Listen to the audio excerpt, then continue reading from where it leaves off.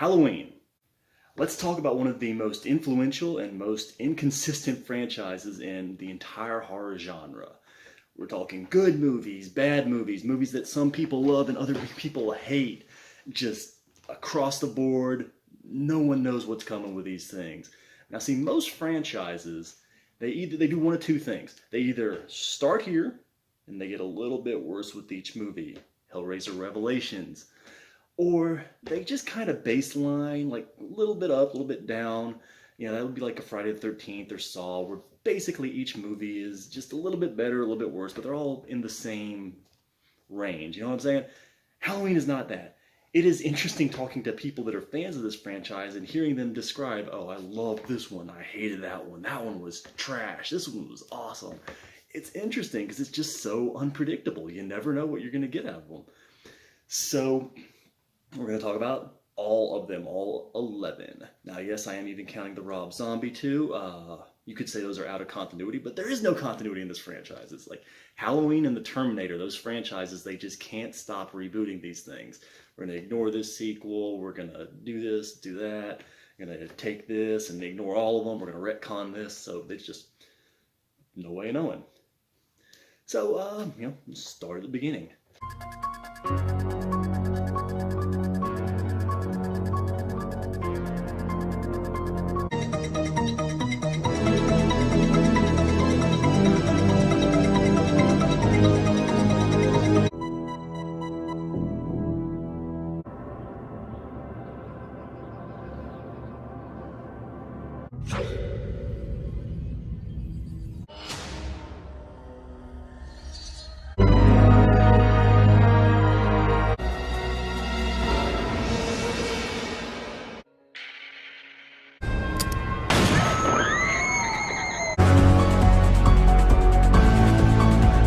What can you say about John Carpenter's Halloween that hasn't already been said?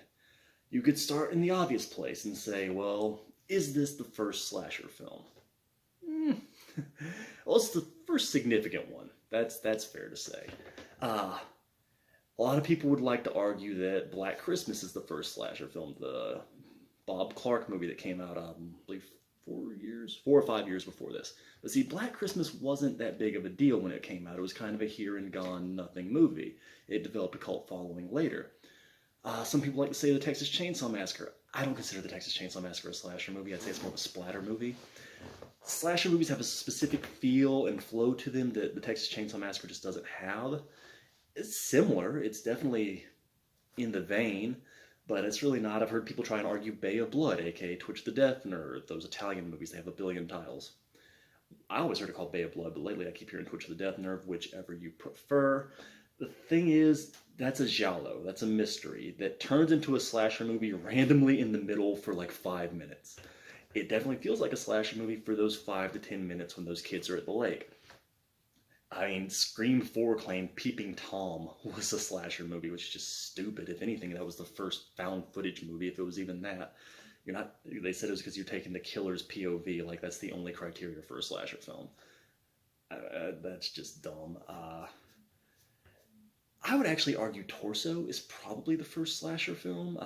It's also an Italian film, but it feels like a slasher. Young victims, primarily just about the fear of death, fear of being murdered. Not too much plot. The slasher, the beauty is the simplicity. So I would lean towards Torso, but it's not a very well made movie. It's not a particularly well known movie. So, who knows?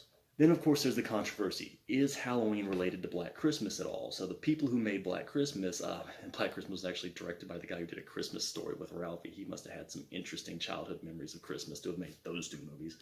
But I don't think it was the director. It may have been the director, but someone involved in the production of Black Christmas claimed that Halloween was supposed to have been a sequel to Black Christmas. Now, I don't believe this.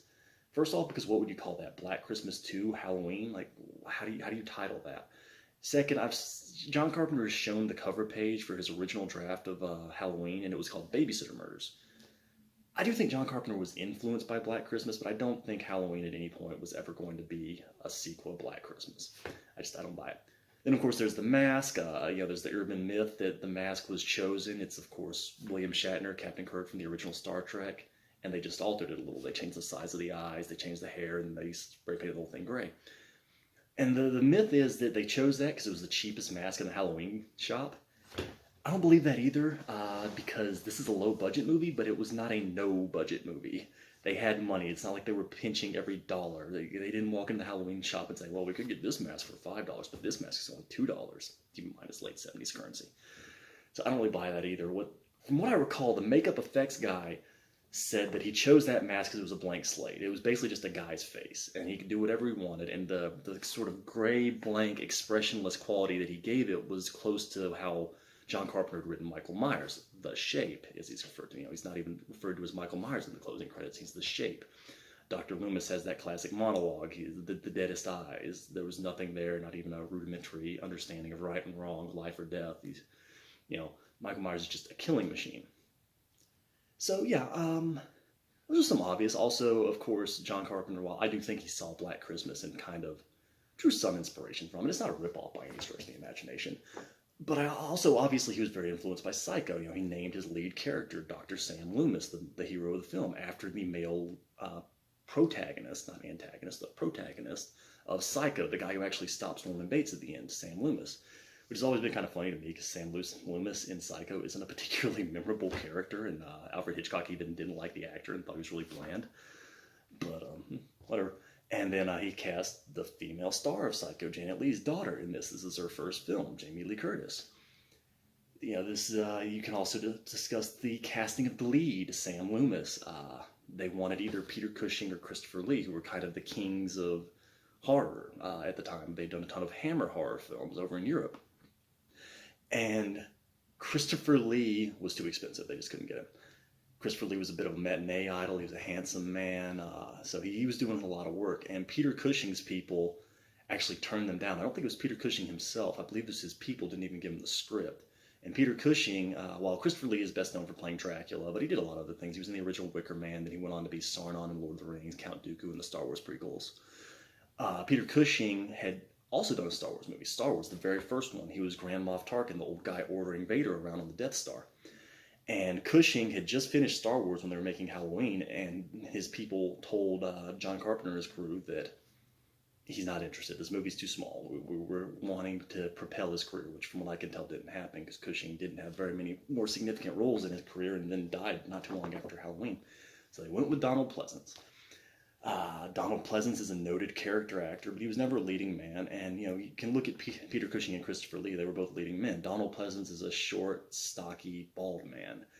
He's a great actor, though. And what Donald Pleasence brings to Sam Loomis that's so cool is how unconventional of a leading man he is. You really get the sense that this guy has no business in this situation. He's not a hero.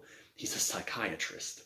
He's just this guy with his little 6-shooter and his little raincoat running around trying to stop something awful from happening because he feels partially responsible. He was this guy's doctor. He knows what Michael Myers is capable of. Jamie Lee Curtis, on the other hand, became a star off of this movie. Now, Halloween, when it was released, was the most successful independent film ever made. So, an independent film being a movie made outside of this major studio system by the Akkad family, AKKAD. I hope I'm pronouncing that right. But they have had a stranglehold on this franchise. They have been the producers or co-producers on the whole thing, which is kind of weird to me because, again, there's so little tonal consistency in these movies. You get really campy ones, really dark ones, really badly made ones. Who knows? But yeah, Jamie Lee Curtis is fantastic in this. Donald Pleasence is a great choice as well. And I'm kind of glad they went with him over Lee or Cushing because he does bring something interesting and different to this movie.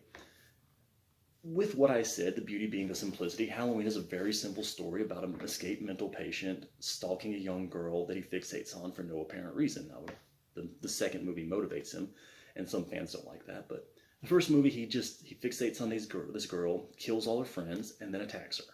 That's it. That is the most simple plot you can imagine. But it's so well done. Carpenter just is firing on all cylinders for what is only his third feature. I always forget about the sci-fi thing I never got around to seeing. But his third feature film. And he's amazing. He's the cinematography, the score, everything is just on point. This has one of the best scores, not one of the best horror scores, one of the best scores, one of the best film scores of all time in it. The way he photographs it, the way he lets Michael be this looming presence in the background with his creepy ass blank expressionless mask. The way Michael just appears out of the darkness behind Laurie Strode, it's great. It's really great filmmaking. And John Carpenter, ironically, kind of thought this movie had bombed because it was poorly reviewed when it was first released, which is why he did a TV movie after this. He didn't find out this was a hit until he got offered The Fog, and he was confused, like, why would you want me to make another horror movie? My last one tanked. And they're like, you don't read the trades, do you, John? Because you didn't know this is before the internet. You release your movie, then you find out if it was a success later. He had no clue. Jamie Lee Curtis, of course, went on to be the Scream Queen.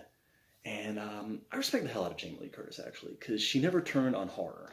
Many people, when they get out of the genre, or even when they're in it, some will talk down to it. They'll be like, oh, these silly little films, it's nothing. I'm really hoping to do real films later. And she never did that. She always spoke very fondly of her horror films, where she really enjoyed the fact that she was the hero in them. She's got her own agency. She's fighting for her life. She's not a victim. She's not just waiting to be saved. She consistently fights back. She fights back poorly, but she fights back. She does better in other movies. In this movie, she fights back very poorly. One of the people involved in the production, I don't recall who, actually has an anecdote that he saw the movie with an audience, and around the third time Michael resurrects after Laurie Strode hurts him and he goes down and she just assumes she's safe. Someone in the audience screamed when Michael sits up behind her, "You dumb bitch, you deserve to die." I always thought that was kind of funny. And it was apparently a woman that screamed that too. But Laurie Strode's an awesome horror heroine. She's kind of setting the archetype for what archetype for what a final girl would be. Virginal good girl, kind of meek, that finds the strength in herself to fight back against this unstoppable killing machine, Michael Myers. So Halloween is a great movie. I feel like the ending goes on a little too long for my taste. We get one too many resurrections from Michael Myers, and I realize that wasn't a cliche when this movie was released, but it's become a cliche since, and even without that, I still think they did it too many times. But still a great movie. Then you get Halloween 2. So John Carpenter hates sequels. That's why he's only ever directed one in his entire career, Escape from LA, and that was a favorite of Kurt Russell. He didn't even want to make that movie. But Carpenter finally was convinced to do Halloween, or be involved in Halloween 2 by the people involved. He and his wife of the time, Deborah Hill, rest in peace, were kind of drugged back to it, and a bit unwillingly, which maybe accounts for why Halloween 2 has a somewhat weak script. Halloween 2 suffers from a whole lot of not enough plot. Halloween 2 is a flick where you have, to me, Halloween 2 is a great epilogue to Halloween. Halloween has that drop-off ending, Michael's alive, Loomis is concerned, Laurie's injured, and that's it. Halloween 2 closes that story, and the ending of Halloween 2 is fantastic. Loomis and Michael going out together like Ahab and the whale. That's how it feels like it should have happened. So I really like that, and I can't watch Halloween without watching Halloween 2. It doesn't feel like I watch a complete film. So, that's why I can't watch the original Matrix movie, because it doesn't feel like a complete film. It just drops off, and I hate the Matrix sequel, so I just don't watch the Matrix anymore. But yeah, Halloween 2 is a good enough movie. It's got some great kill scenes in it. The boiling water with the face. It has better kill scenes than the first movie. The first movie's kill scenes are very basic.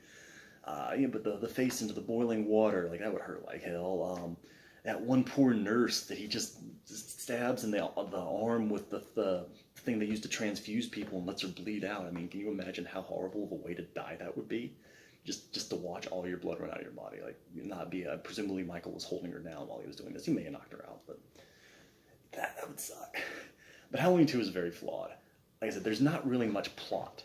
The plot is Michael killing people in a hospital. Now, for some bizarre reason, Laurie Strode, they decided, would be comatose throughout this movie. She barely has a line of dialogue. I think her dialogue is essentially like, no.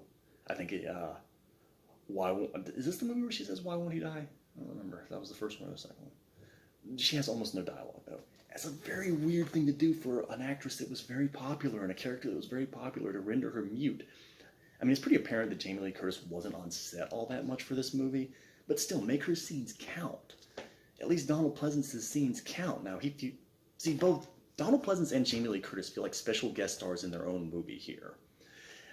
Dr. Loomis is all learning the Secret of Michael Myers with not Sheriff Brackett, because Sheriff Brackett is only in this movie for 4 minutes, and they replace him with a blonde guy, who I swear to God's name should either be Buzz or Biff. This guy just looks like his name would be Buzz or Biff. Just Dr. Loomis. He looks like such a douchebag. And the original nurse from the first flick. So Loomis is off doing his own thing, completely unengaged with the hospital. He doesn't even set foot in the hospital until later in the movie. And Laurie is out of it for most of the movie. But, and good God, is Jamie Lee Curtis's wig terrible in this movie? It looks like they just lifted it off of a mannequin. It's so terrible and fake looking. I guess Jamie Lee Curtis was already locked into that lady crew cut she's rocked her entire life. So she wouldn't grow her hair back out. So for continuity, they had to do that. And speaking of continuity, you may notice a continuity error at the beginning of Halloween 2. At the end of Halloween 1, after Loomis shoots Michael, he looks out and he sees that Michael has gotten up and walked away, and he has this bummed look like, of course. And Donald Pleasence, that was his idea. It was scripted that Loomis would be shocked by Michael's not dying. But Donald Pleasence felt that Loomis would just be exasperated, would just say, of course, this is what happened. Which Carpenter went with. But then for Halloween 2, he looks shocked when he sees it. In that little prologue bit where they show the end of the first film.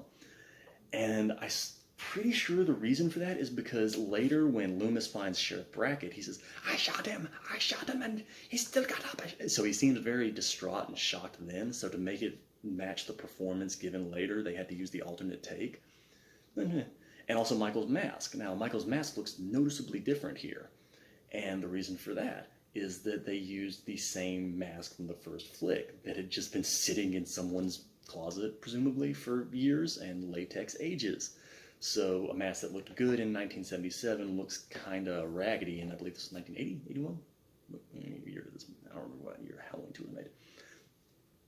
Yeah, so John Carpenter's fingerprints can be felt all over this movie. It's shot very much like a Carpenter film, as is Halloween 3, which Carpenter and Deborah Hill were also very closely involved with. It's scored like a Carpenter film.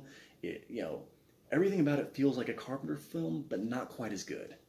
Yeah, and I wish John Carpenter just directed these two movies, because they don't quite feel like they get there. They feel like imitation John Carpenter, which just isn't as good. But whatever, Halloween 2 is perfectly fine. It's all right. It's good. It's pretty good. Just messy. It's messy. You do get some fun Easter eggs, like Ben Tramer, the kid that Laurie mentioned having a crush on in the first movie, is the idiot in that ugly, kind of looking Halloween, kind of looks like Michael Myers mask, and then he gets hit by the car, and the cops aren't sure if it's him or not. That was a fun little Easter egg. But yeah, it's good. I like it. Oh, and the bloody tears and the Mr. Sandman at the end is brilliant. That one kid's death was so lame, though. Because if you think of it, I'm pretty sure he did die. The kid who just tripped and fell that was nice to Laurie through the whole movie. And that's another thing, is Halloween 2 doesn't have much of a supporting cast. The characters are all just really not particularly likable. You have that one asshole that hits on girls by being a jerk. Like, Amazing Grace, won't you sit on my face? Like, yeah, I hope you die real soon, buddy. So yeah, Halloween 2 is pretty good. It's not great. It's a good ending to the first movie, though. Then you got Halloween 3. Halloween 3, one of the most divisive movies in the entire series. People either love this movie or they hate this movie. And I am wearing a Halloween 3 t-shirt, which is ironic because I really like this shirt, even though I don't particularly like Halloween 3. Many people love it, and I get why. I mean, a movie this weird is bound to have a following, but that doesn't automatically make it a good movie. I love Tom Atkins. Tom Atkins is great. Underappreciated character actor, Night of the Creeps. He had small parts in Creepshow, Escape from New York, starred in The Fog. Without his mustache. He looks naked without his mustache. But yeah, Tom Atkins is cool. I love Tom Atkins. My Bloody Valentine, the remake, he's cool in that. But yeah, he's good.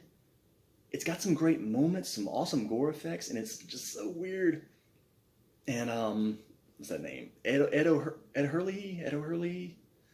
He's good as the villain. I only have actually seen that guy in one other thing, that Martin Scorsese flick, King of Comedy, with Robert De Niro. The one that inspired Joker, where De Niro's the frustrated stand-up comic that kidnaps a very famous talk show host. Ed O'Hurley, I'm pretty sure that's his name, is the co-host of the fake talk show. That's the only other thing I've ever seen him in. But he's very good in this movie. He gives this movie a creepy... He's a great creepy old man. And to that end, this movie kind of feels like a really hard R Scooby-Doo episode. Like it's silly, it doesn't make sense, there's no real rhyme or reason to it. Why does Stonehenge have magic powers and they turns kids' head into bugs? And why did the thing with the Men in Black robots running around, and how many times do you have to hear the stupid Silver Shamrock song? 3 more days till Halloween, Silver Shamrock. If once you've seen this movie, you will never get that jingle out of your head for the rest of your life. You'll be able to like Silver Shamrock. But it's not an awful movie, and I could forgive any of the flaws with it if not for how badly paced it is.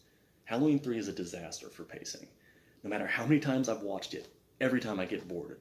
I get bored during that movie. It's so slow in places. It has no thrust. It's just kind of meandering along, and then the lady in the hotel gets zapped, and that was a cool gore gag, but I didn't know anything about her. I didn't care about her. And then, it just the movie doesn't work for me. Many people love it, so maybe I'm the one that's wrong. Then again, plenty of people hated it too, which is why Halloween 4 happened. Halloween 4, John Carpenter finally just noped out of the whole thing. He's like, nah, I'm done. I don't care anymore. Do whatever you want. Because he wanted Halloween 3 to be the direction of the franchise. He wanted an anthology series.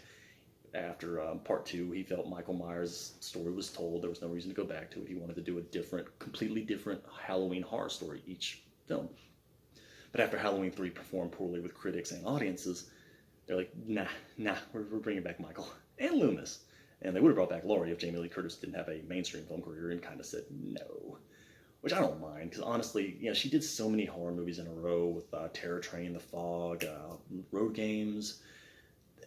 I understand she didn't want to be typecast. She didn't want to be screaming for the rest of her life. And she's dipped her toe back into horror every so often with Mother's Boys and H2O and that Ryan Murphy show Scream Queens, which I hated, but I'm sure someone liked it. It had 2 seasons.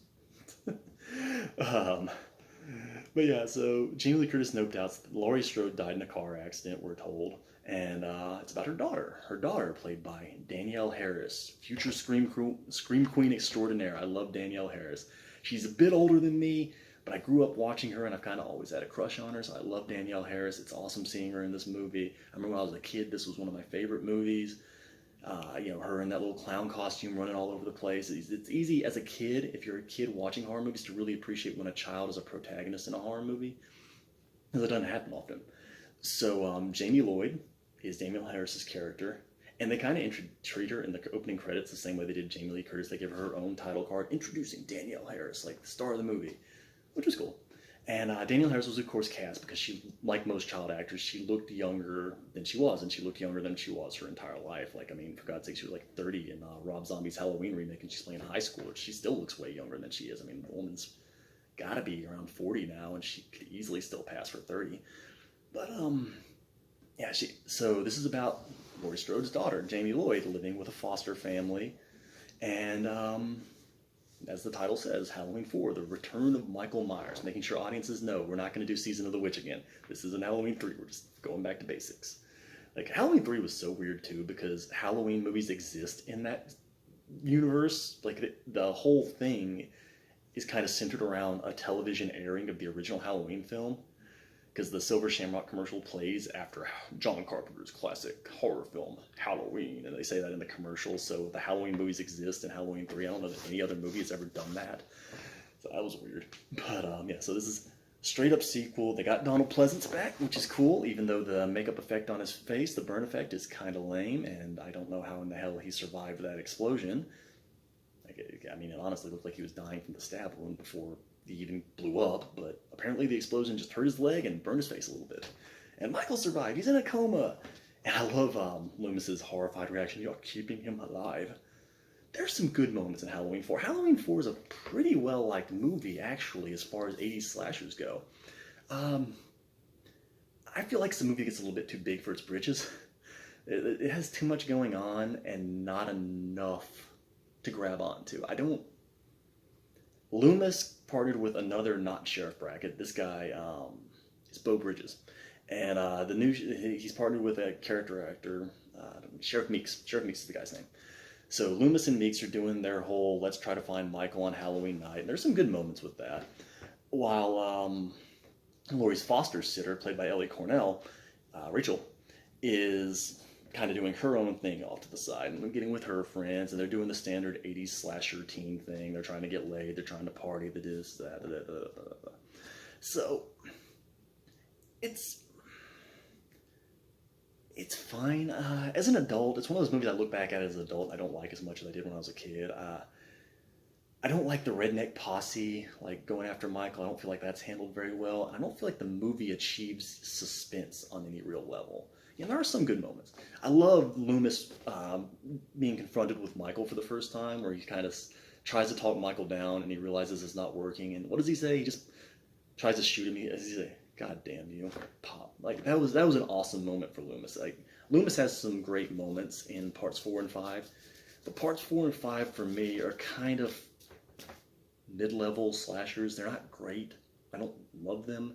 If they're on TV, I'll watch them, but they're just not movies I seek out. I never sit down intending to watch Halloween 4 or 5 on purpose.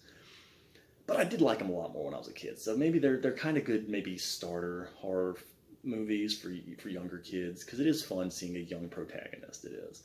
And Danielle Harris is very good in it.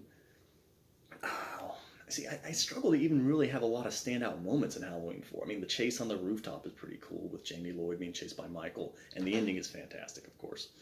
So, the coolest thing about Halloween 4, to me, is the ending, which I actually had a t-shirt of her in the clown mask with blood all over her, which someone gave me, and it's not really a type. I didn't really like the shirt, but I thought it was kind of funny that someone put that on a shirt.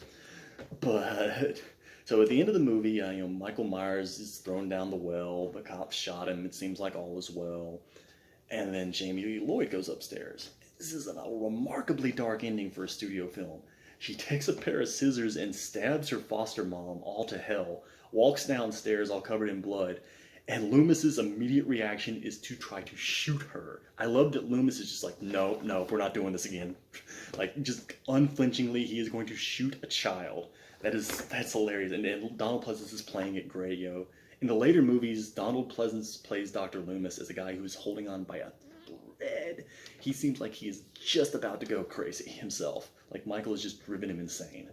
Which I can imagine would happen if you're trying to fight a serial killer that won't die. Like, the real world application of that. I think Donald Pleasence put more thought into that role than a lot of people would have, because he's thinking this would drive someone insane. Like, why won't this guy just die? So, cool ending, at least. Then Halloween 5 is basically the same movie as Halloween 4, which I've recently learned Halloween 5 is a weirdly disliked movie. I consider it in 4 to be damn near interchangeable. They're practically the same movie. Now, Halloween 5 does make some mistakes. I don't like that Jamie Lloyd is mute in this movie. I don't know why they went that route. Again, Halloween 2, Jamie Lee Curtis is mute for most of the movie. Why would you do that again? You have a character everyone liked in the previous film. Why take away her capacity for speech for most of the flick? A terrible decision. Also, her having a psychic link with Michael was stupid. That was apparently the director's idea. This movie was originally supposed to be about Jamie Lloyd and Michael Myers having parallel killing sprees, which I think would have been very interesting. I don't know why they didn't go that route, because that would have been a much better movie, because Halloween 5 is basically a remake of Halloween 4. It's damn near the exact same movie, just Ellie Cornell had some issues with the production and the director, because apparently everybody had an issue with this director. He was a foreign guy that didn't seem to have a particularly strong understanding or interest in the franchise of what come before it. He just wanted to do his own thing, which is why the Michael Myers mansion looks so different, which is why Jamie Lloyd, I keep wanting to call her Jamie Lee Curtis. Jamie Lloyd's a psychic now. But Ellie Cornell, who played the sister in the first flick, apparently didn't like some of the directions. She wouldn't do nudity. She didn't like her death scene. So they flipped her. Tina, the best friend character that's kind of Jamie's de facto guardian, because no one else wants to watch her while she's in this mental institution. Apparently they were supposed to flip. Tina was supposed to die at the beginning of the movie, and Rachel was supposed to be with her the whole flick. But I guess because Ellie Cornell had so many issues with the production, and she had no filmography. I don't know how this actress thought she was going to get away with making any demands. She was in a couple things before, she was in a couple things after. She was never famous. Danielle Harris's career took off from it, but not her. So yeah, they essentially wrote her out. They're like, okay, well, you can die in the first 10 minutes then. Later. So she's out, and it's the other girl, and the other girl is kind of fun. I'm not familiar with the actress, but she's very different, and that as a horror female lead, co-lead with Jamie anyway, she's very different. She's a party girl. She wants to have sex. She's a unique character. She's also kind of irresponsible, which I also like, because a girl that age would be kind of irresponsible. This whole thing of the final girl always being this, Pollyanna, do the right thing. It's fun seeing that done differently at least. But yeah, Halloween fans don't like this movie. I really like the end where Dr. Loomis beats the hell out of Michael with a 2x4. Like, I'm done, just die, die, die. Also, Loomis is going crazy in 4 and 5. In 5, he straight up uses a child as bait for a serial killer. Like, Michael, come get her, you want her? Like Loomis is kind of a bad guy in this movie. And Donald Pleasance actually announced that he was supposed to die in this movie, but he didn't, so I don't know. I guess the ending got reworked at some point. But Halloween 5 is the lowest grossing film in the series. Again, I'm not quite sure why people dislike 5 so much. I mean, I consider 4 and 5 to be both squarely okay, but they're not popular movies. And 5 is the lowest grossing of the entire series, which also shocks me. Part 6 made more money than this. Part 6? But this flick kind of killed the franchise for many years. They didn't make another one for a long time, and then you finally got Halloween 6, The Curse of Michael Myers. One of the most disastrous movies ever. I'm going to call that a break. We're going to do this as the first video, and I'll do this as a series, so I'll do another video on the second half of the franchise. But yeah, I look forward to talking about Halloween 6, because how do you even talk about a movie that was released in a form that feels unfinished? Later.